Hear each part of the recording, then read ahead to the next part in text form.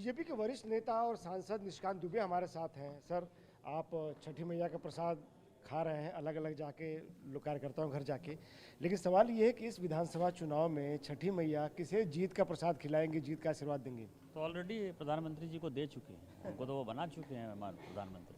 और जहाँ माननीय प्रधानमंत्री जी जाएंगे, जहाँ वो खड़े हैं, जहाँ उनकी पार्टी खड़ी है, तो छठी मैया का आशीर्वाद हम ही को मिलेगा। ये हमारा विश्वास है उनके ऊपर, हमारी आस्था है। इस कॉन्फिडेंस की वजह क्या है? भगवान है, आप जहाँ खड़े हैं भगवान शिव की नगरी है, बाबा बैद्यनाथ हैं, शक्ति हैं, शक्तिपीठ भी है। और आज जहाँ मैं खड़ा हूँ, छठी मैया का प्रसाद हमने आपने सबने खाया है, तो स्वाभाविक है कि छठी मैया, बाबा बैद्यनाथ और शक्तिपीठ, ये सभी मिलकर जो है भारतीय जनता पार्टी को दोनों हाथ से जो है आशीर्वाद देंगे और हमारे सारे उम्मीदवार जीतेंगे। लेकिन जेएमएम, कांग्रेस, आरजेडी तो कह रही है कि फिर से गठबंधन की सरकार यहाँ पर रिपीट होने जा रही है। आज सीपीएम ने कंप्लेन किया है चुनाव आयोग को, इसी से आप अंदाजा लगा सकते हैं क्यों कंप्लेन किया है।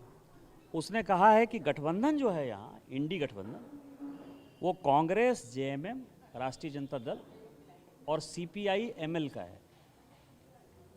उस गठबंधन को ये नहीं पता है कि सीपीआई एमएल का जो झंडा है वो कैसा है, उसके बदले वो सीपीएम का झंडा यूज कर रहे हैं। तो आज सीपीएम ने कहा कि जब हम गठबंधन के पार्ट नहीं है तो माले का तुम झंडा यूज करोगे कि तुम सीपीएम का झंडा यूज करोगे। जिस पार्टी के गठबंधन के नेताओं को अपने झंडे के बारे में नहीं पता, अपने सिंबल के बारे में नहीं पता, अपने कुकर्मों के बारे में नहीं पता, तो उसके बारे में क्या चर्चा करना। मुझे लगता है कि वो बुरी तरीके से हारेंगे। 10-12 सीट आ जाए तो यही काफ़ी है। आपने बांग्लादेशी घुसपैठ का मुद्दा झारखंड से लेकर संसद तक उठाया, इस चुनाव में भी एक बड़ा मुद्दा बन गया, लेकिन ये मुद्दा हल क्यों नहीं हो पा रहा है अभी तक? यह मुद्दा हल होगा ना, क्योंकि लॉ एंड ऑर्डर जो है वो राज्य सरकार का काम है। और वोट बैंक की पॉलिटिक्स में आपको पता है कि पाकिस्तान और भारत का बंटवारा कांग्रेस कर चुकी है। उसको जिन्ना को भगाना था, इसीलिए पाकिस्तान बन गया। बांग्लादेश, जहाँ तक सवाल है, वो हमारे माथे पर ऐसा बैठा हुआ है, जो वहाँ की परिस्थिति है, हिंदू प्रताड़ित हो रहे हैं। तो जो प्रताड़ित हो रहे हैं, तो वो दो तरह से प्रताड़ित हो रहे हैं। एक तो वहाँ के मुसलमान उनको मार रहे हैं, जिसके लिए डोनाल्ड ट्रंप ने कहा, जो आज बधाई के पात्र हैं कि वो चुनाव फाइनली जीत गए, उन्होंने हिंदुओं की आवाज़ उठाई।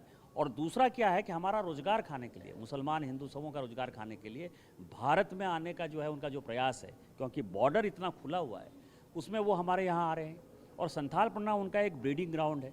यहाँ उनका आधार कार्ड बनता है, यहाँ उनका आई कार्ड बनता है, यहाँ उनका पासपोर्ट बनता है, यहाँ उनका पैन नंबर बनता है, और उसके बाद देश के सारे कोने कोने में वो फैलते हैं। आप ये बताएं ना, जिस इलाके में विस्थापन, पलायन, स्वास्थ्य, शिक्षा, सब चीज़ से हम पिछड़े रहे हों 2014 के पहले तक। 1951 में 45% आदिवासी, 2011 में 28% हो गया। 1951 में 9% मुसलमान, 24% हो गया। पूरे देश भर में मुसलमान 4% बढ़ा, हमारे यहाँ 15% बढ़ा। क्या ऐसा कारण है? कौन मुसलमान आए हैं? कोई बाहर से, दिल्ली, बम्बई, कलकत्ता से तो नहीं आ गए होंगे ना मुसलमान। ये मुसलमान बांग्लादेश से घुसपैठी हैं। उन्होंने आदिवासी लड़कियों के साथ शादी कर ली, उनका धर्मांतरण हो गया, उनके बच्चे मुसलमान हो गए, उनका ज़मीन उन्होंने कब्जा कर लिया। तो ये बड़ा मुद्दा है, जो भारत सरकार ने अपने हलफनामा में हाईकोर्ट में कहा है, और हाईकोर्ट के आदेश पर एक कमेटी बननी थी, जिसको राज्य सरकार ने मानने से मना कर दिया। और कल ही सुप्रीम कोर्ट में जस्टिस अमानुल्लाह के सामने जो है इसकी सुनवाई है। तो आप समझ सकते हैं कि राज्य सरकार न कमेटी बनने दे रही है, न चिन्हित करने दे रही है, न बांग्लादेशी घुसपैठियों को भगा रही है। यही कारण है कि सिद्धू कान्हू, जिन्होंने कि ब्रिटिश शासन के खिलाफ एक बड़ा आंदोलन किया 1857 के पहले, 1855 में हुल क्रांति की, उनके परिवार के जो सबसे पढ़े लिखे लड़के थे, मंडल मुर्मू जो इंजीनियर हैं, उन्होंने हेमंत सोरेन का प्रस्तावक होने के बाद भी भारतीय जनता पार्टी की सदस्यता ग्रहण की। झारखंड मुक्ति मोर्चा इतनी हिली हुई है बांग्लादेशी घुसपैठिए के मुद्दे से कि आज व्हाट्सएप चैट पर चला कि मंडल मुर्मू का जो सर काट के ले आएगा उसको 50 लाख का इनाम दिया जाएगा। फाइनली दुमका पुलिस ने उस लड़के को आज पकड़ा है। तो ये सब दिखाता है कि झारखंड मुक्ति मोर्चा, कांग्रेस की चूल हिल गई है, और ये मुद्दा इतना बड़ा है कि आदिवासी आज भारतीय जनता पार्टी को साथ देगा और हम 2/3 बहुमत से सरकार बनाएंगे। लेकिन जेएमएम और कांग्रेस तो ये कह रही है कि इंटरनेशनल बॉर्डर जो है वो केंद्र सरकार की जिम्मेदारी है, बीजेपी सरकार की जिम्मेदारी है, वहाँ पे इन्फिल्ट्रेशन कंट्रोल नहीं कर पा रहे हैं, और ब्लेम डाल रहे हैं अब जेएमएम सरकार पे, कांग्रेस गठबंधन की सरकार पर। कांग्रेस जब केंद्र में थी ना 2004 से लेकर 2014 तक, ये जितनी घुसपैठ है ये उसी वक्त हुई है। घुसपैठी आए 1-2, अब बच्चे पैदा कर लिए उन्होंने 15-16, 4-4, 5-5 जो है उन्होंने शादियां कर ली हैं, उसी का नतीजा हम भोग रहे हैं। ये तो एनआरसी लागू होने दीजिए ना, पता चलेगा कि कब घुसपैठ हुआ है। आप लागू करेंगे? 100% लागू करेंगे, एनआरसी ही नहीं लागू करेंगे। जो आदिवासी महिलाएं जो है बांग्लादेशी घुसपैठियों के साथ शादी कर रही है, उनके बच्चों को हम आदिवासी नहीं मानेंगे, और जिन्होंने ज़मीन ले लिया है वो ज़मीन से खदेड़ के भगाएंगे उन्हें। एक सवाल और, आप लोगों ने यूसीसी की बात की कि यूसीसी हम लाएंगे, लेकिन अब सरना कोड की मांग फिर से की जाने लगी है। जेएमएम तो कह ही रही थी, कांग्रेस अपने मैनिफेस्टो में इसको जगह दे दी है, तो क्या यूसीसी के कार्ड के तौर पर सरना कोड को इतना हवा दी जा रही है विपक्ष की तरफ से?